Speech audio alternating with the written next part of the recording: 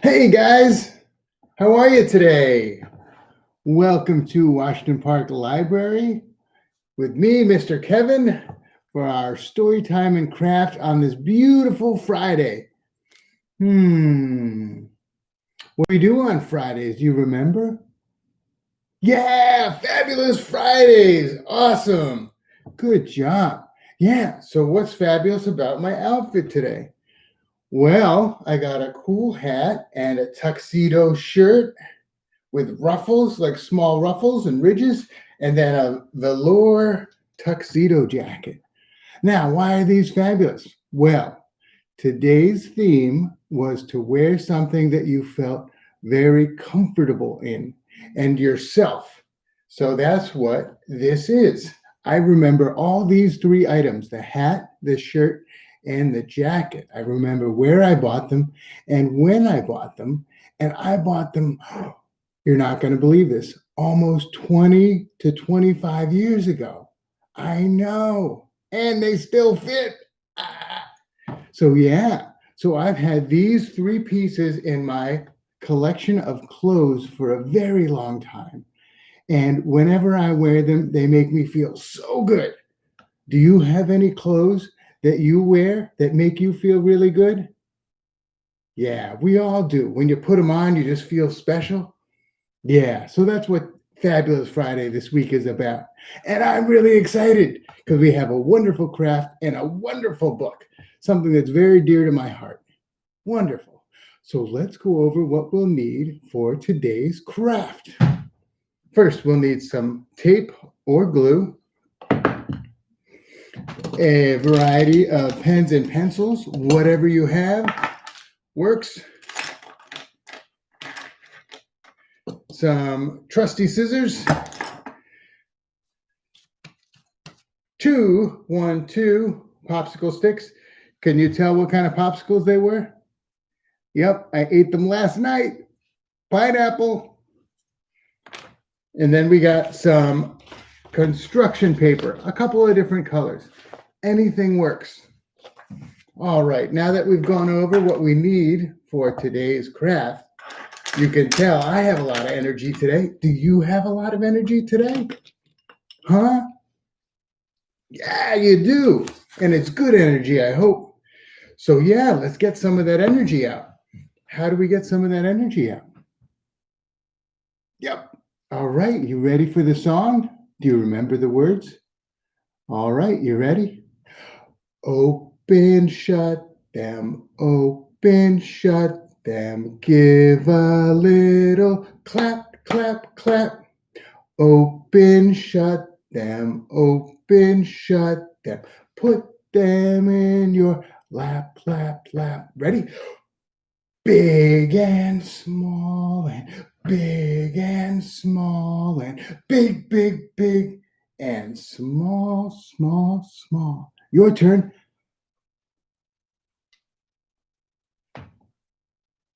Big and small and big and small and big, big, big and small, small, small.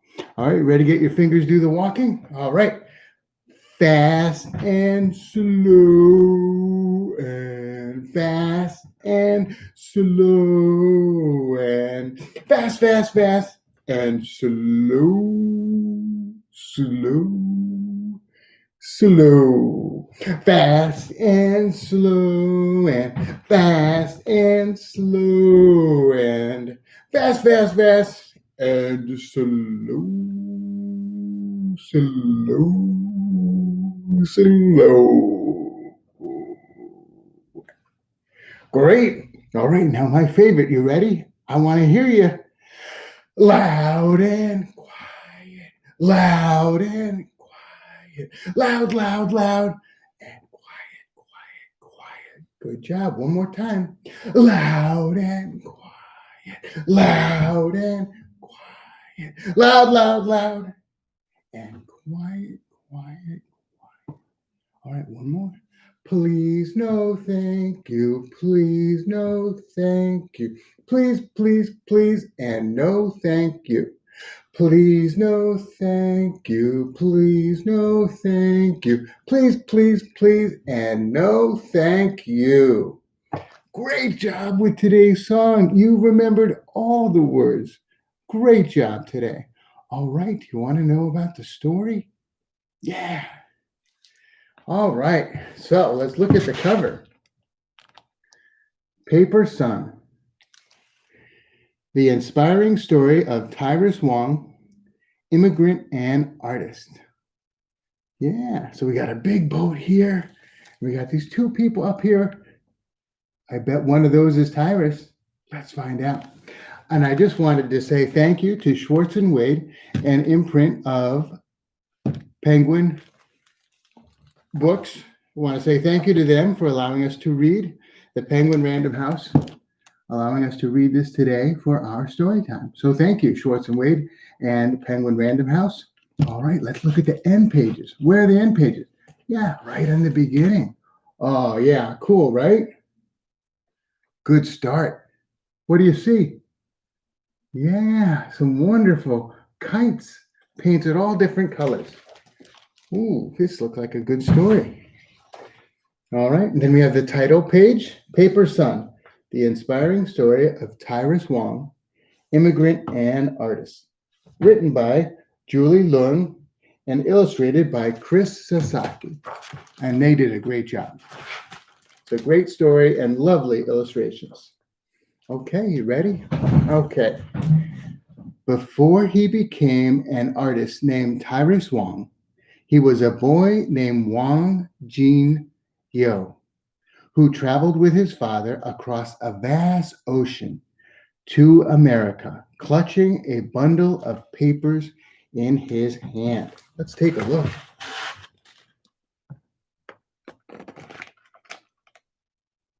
All right, how does he look there? Yeah, maybe a little nervous. The papers were not for drawing monkeys, which he loved to do. They were papers describing the life of another Chinese boy, whom Jin Liu was pretending to be. He had to memorize every word. In 1919, Chinese immigrants were not allowed into the United States unless they could prove they were citizens of high status, a scholar, a merchant, a business owner, or a child of such a citizen. So the boy's father pretended to be a merchant named Luk Git. Wang Jinyao became his son, Luk Taiyao. He was now a Zijai, or a paper sun. Yeah, so all this information about another boy. All right, I'll show you the picture. All right, and then here's this picture. And let me read. Every night the boy studied the answers to exacting questions. What are the names of your families? Who live in your village? Who is the leader of your district? How far is the next village? The immigration officials will ask you and me the same questions and compare our answers to make sure you are my son, his father said. If they do not match, you will be sent back and never see Gumsan. Gumsan means golden mountain in Cantonese. That was what the Chinese called America because of the opportunities there. Okay, he doesn't look too happy studying to become someone else. See, his father would say, pointing to the horizon. Life in Gumsan will be like a blank paper, and we will decide how to mark it. The boy followed his father's gaze to where the water met the sky. Maybe he would spot a glimmer of Gold Mountain too. At last they arrived at Angel Island. His father, who had been in America before, cleared immigration quickly, but the boy was held back.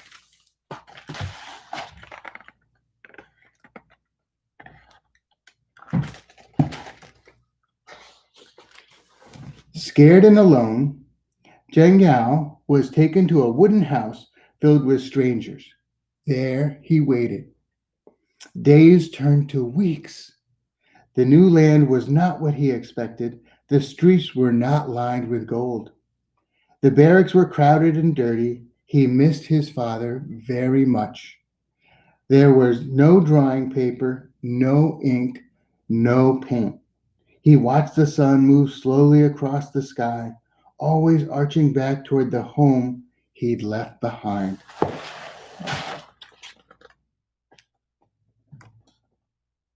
Yeah, he doesn't look too happy. Let's see what happens. Finally, Zheng Yao was brought in front of 3 men who bombarded him with questions. How many windows does your house have? What direction does your village face? Where did you go to school? The boy was nervous, but he remembered all his answers from the coaching papers his father had given him. He was released from Angel Island. His father was waiting for him with arms outstretched. Now we must look for opportunities, he said.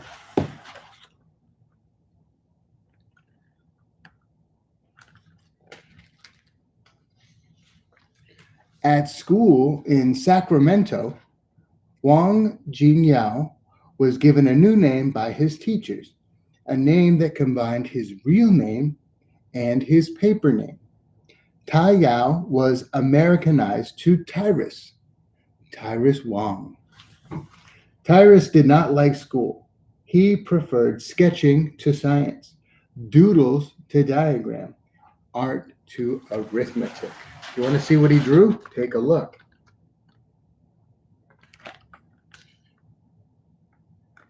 Yeah, exactly what I thought. He's pretty good at drawing. Tyrus's father had been well educated in China, but to be a Chinese immigrant was to be a servant, a laundryman, a waiter. And to find these jobs, he often had to travel far, leaving Tyrus alone for months. Still, his father believed in America. It could be like a blank paper. One day, he brought home a brush and made Tyrus practice Chinese calligraphy. Because they could not afford ink and paper, Tyrus wrote with water on old newspapers. And after the paper dried, his father would say, "One more time." All right, see him? Okay, looking out the window there. And then see him practicing the Chinese calligraphy? Yeah. It's like painting with water. You paint it, you can paint it on newspaper or on sidewalks to practice, and then it dries up. His father borrowed enough money to send Tyrus to Otis Art Institute in Los Angeles. Tyrus learned to paint and draw in the Western style, smudging thick charcoal to form shadows and mirroring the way light hits objects. He also studied artwork from China's Song Dynasty, when watercolors and simple lines communicated much by showing little. The lushness of a flower could be felt with a gradual increase of color, and mountains could loom in the distance with a few jagged lines. Let's take a look.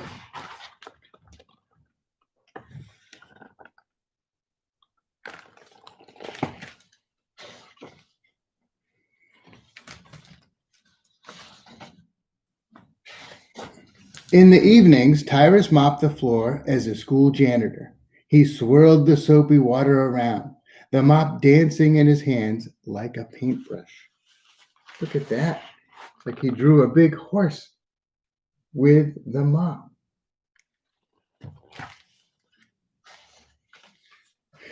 Tyrus graduated at the top of his class and began working as an in-betweener at Walt Disney Studios in the early days of animation.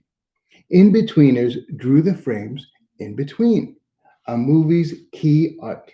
The same scenes over and over again, with only small changes each time, to create the feeling of movement.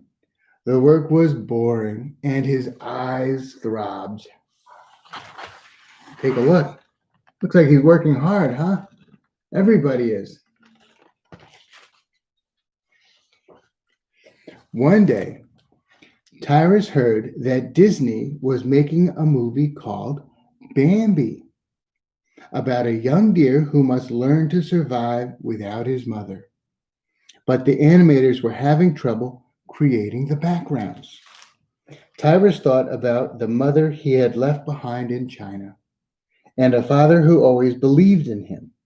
He thought about his style of painting, one that combined East and West, his past and his present. Tyrus saw an opportunity. Look at these beautiful pictures.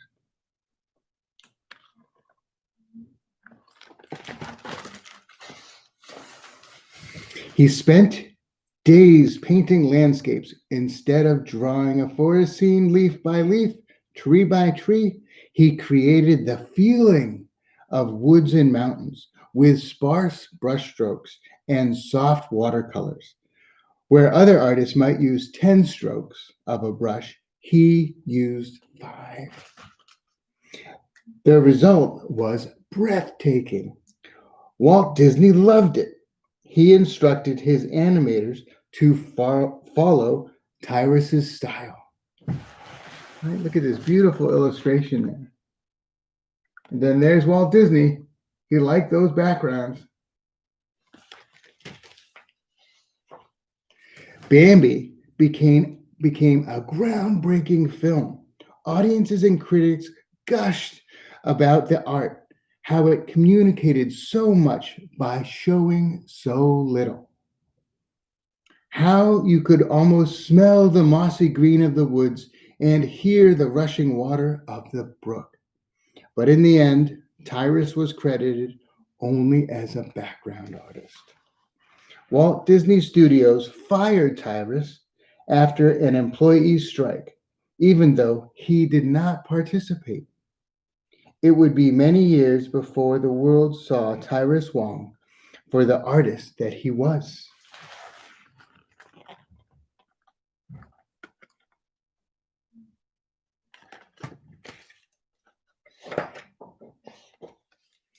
But Tyrus never stopped painting, and not just on paper. Throughout his life, he would draw his art on ceramics, silk scarves, murals, menus. Tyrus always found new ways to leave his mark. As an old man, Tyrus discovered a love of kites, caterpillars and pandas, fish and butterflies. He would tell people he wanted to be looking up. How else could one see Gold Mountain? Oh wow, look at the kites.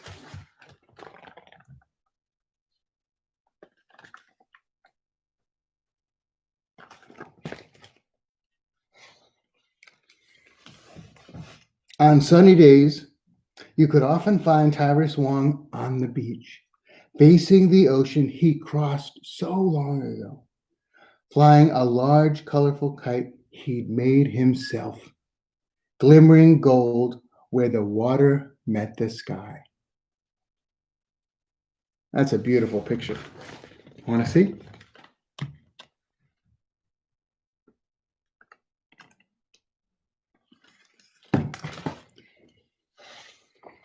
Oh, look at, then these are the last pages, and we have some more information from the writer and the illustrator about Tyrus Wong. And here are pictures of him. I love this picture here. That's him with a kite on the beach. Tyrus lived a very long life. Looks like he really enjoyed himself. And then our end pages again, and we have more beautiful kites. Wow, what a great story. What'd you think? Now, have you seen the movie Bambi? I have, and I didn't know about Tyrus Wong. What a great story about a hardworking man who did a lot and was super creative. One of my favorite things about people. Wow, what a great story. All right, let's do a craft. You ready to do a craft? Yeah, me too. All right. So for today's craft, let's get our construction paper out. Okay.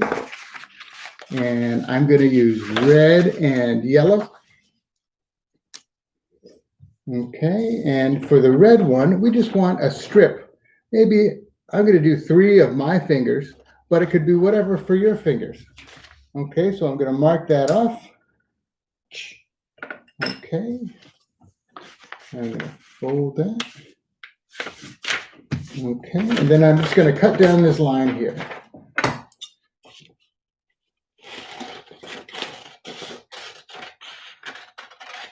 All right. Now, we're going to take this and we're going to make it movable. How are we going to do that? Let's fold it. Okay. So I'm just going to show you. I'm going to do a small fold here. Do you see that fold? Yeah, just a small fold. And I'm going to fold it forward and back all the way down. All right. So fold over and then fold back. Fold over and back. Fold over and back, fold over and back, fold over and back, fold over and back. Almost done. Fold over and back, fold over and back, fold over and back, and fold over.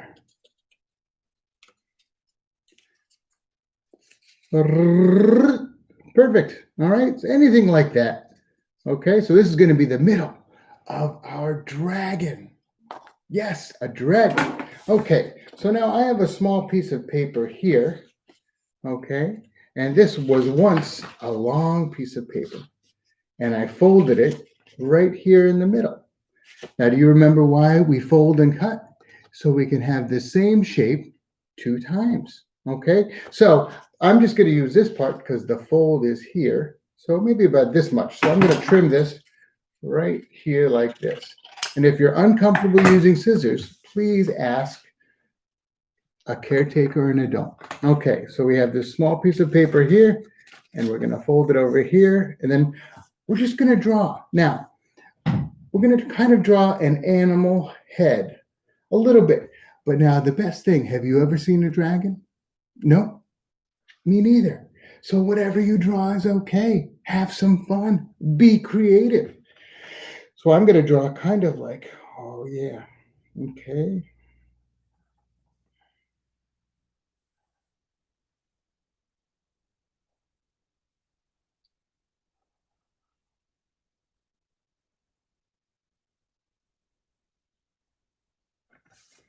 Okay. Can you see that? Yeah, it's kind of weird looking. So I'm going to cut that out. And so we have 2 pieces that look like this. All right. So, and whatever you draw is okay. I just made this up right now. That's the best part. You can just have fun. There should be no pressure.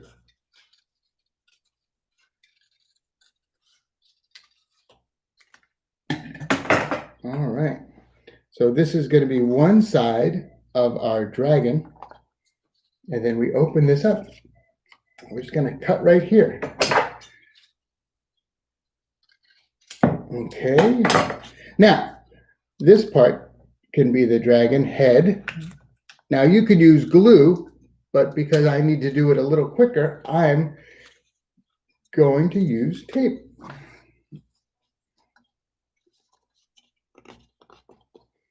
All right. And then, now this one, we could do this, or we could flip it, and it becomes more of a tail. Do you see how we did that? Head, tail. Okay.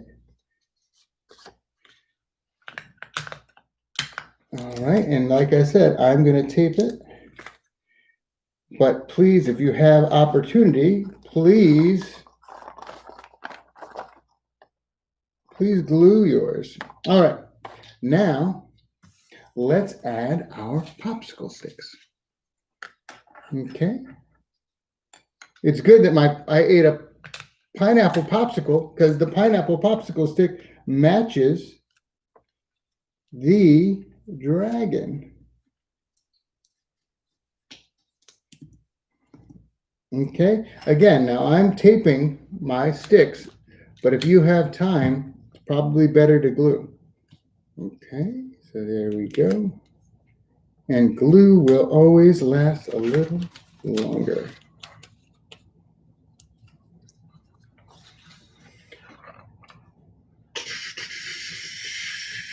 So far, so good. Now let's give our dragon a face. Okay, so I'm going to do some eyes. And you could draw the eyes if you want.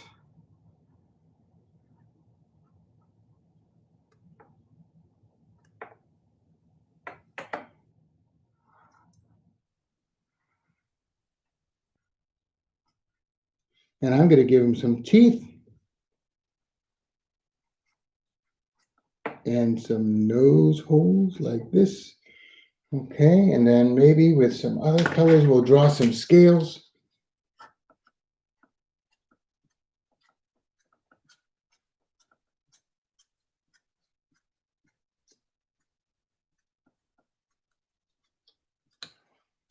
Okay, and then here we'll give the tail some spikes. And you could draw these in, you could cut these out, whatever works for you. This is your dragon, and no one has seen your dragon before. So it doesn't matter what you do, just have fun.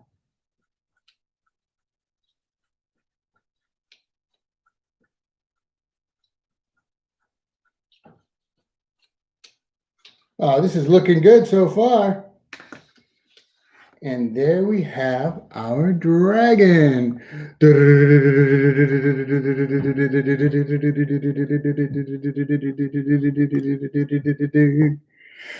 Awesome. It's like a Chinese dragon that you'll see on Chinese New Year. Yeah. And it really can move. It has a lot of awesome movement because of the center that we did. Super fun. I hope you guys enjoyed the story about Paper Sun by Tyrus Wong, about Tyrus Wong. It was such a fascinating story. Thank you so much for joining me today for our craft and story. Again, I'm Mr. Kevin at Washington Park Library, Providence Community Library. And please subscribe to our YouTube channel.